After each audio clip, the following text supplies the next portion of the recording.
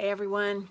Last week we talked about Meep Geese and the idea that this is Women's History Month, and Meep Geese kept the legacy of Anne Frank alive. You know her as Anne Frank. And she kept that story alive. She held space for it. We talked about how that space, holding space for other people's story, is a sacred space. So today I want to talk about Ida B. Wells. Ida Wells was an investigative reporter. She was born in Holly Springs, Mississippi on July 16th, 1862. So that's 1862. Go back with me. She's the first of 8 children. She was born into slavery during Civil War, and the Wells family, as well as all the rest of the enslaved people of the Confederate States, were decreed free by the Union, thanks to the Emancipation Proclamation, about 6 months after Ida's birth. Ida's parents instilled in her the importance of education. And so Ida enrolled as a young teenager at Rust College. 2 years later, she was expelled due to her argument with the university president. Ida had moxie. In 1878, Ida visited her grandmother, and while she was there, a yellow fever epidemic came through her hometown. The disease took both of her parents and her infant brother. Ever resourceful and left to raise her brothers and sisters, she dropped out of school at 16, convinced a country administrator that she was 18, and landed a job as a teacher. Ida had ingenuity. On one fateful train ride from Mississippi to Nashville in May 1884, Ida reached a personal turning point. It resulted in her activism. You probably know her as an activist. After having bought a first-class train ticket, she was outraged when the train crew ordered her to move to the car for African Americans. She refused on principle. She was forcibly removed from the train. As she was being removed, she bit one of the men on his hand. She sued the railway, won $500 settlement in a circuit court. The decision was later overturned at the Tennessee Supreme Court. But this injustice led Ida to pick up a pen and write. She eventually bought a share in Memphis Free Speech. It's a newspaper, and she headlined in it. She is our very first female co-owner and editor of a newspaper. Ida had grit. In 1892, 3 African-American men set up a grocery store.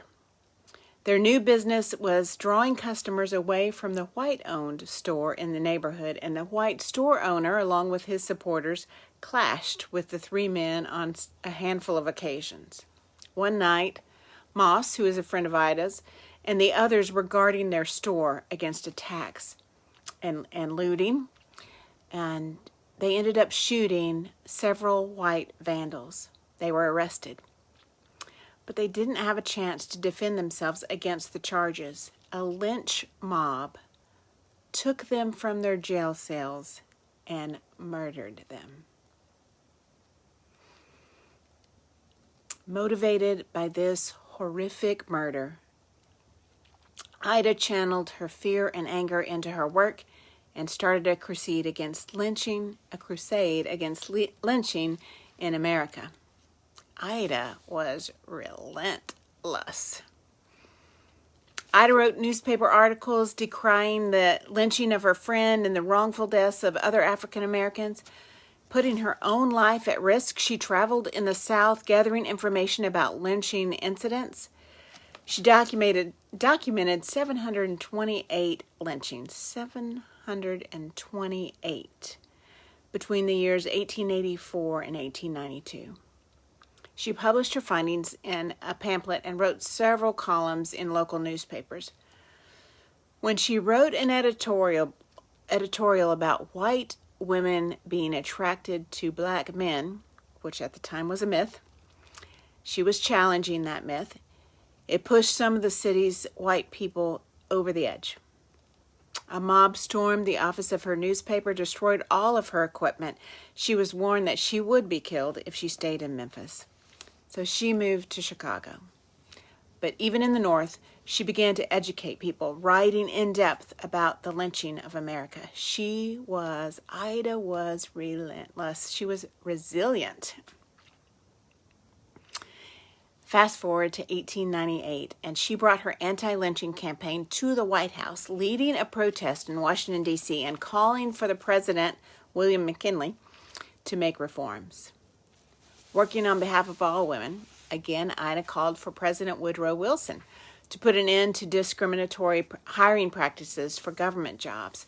Her accomplishments are vast. The list is too long for me to give them all to you. But what's important to note about Ida is that she did all of this in the face of fear. Yes, she was resilient, relentless, moxie, all that stuff, but she was also afraid. Ida was afraid. Ida simply used what she had, her pen, to educate, because we don't know what we don't know, to inspire, because everyone needs rallying from time to time, and to encourage, because entire groups of people are discouraged. If she were here with us today, I think she would tell us fear is just part of it. No one makes a difference without doing it afraid. So use what you have to educate, to inspire, to encourage, and do it afraid. Ida would be proud. I'm Michele Gooch with Life by Design. I'll see you next Wednesday at 1 for another story from amazing women of history. Until then, hold sacred space to share other women's stories.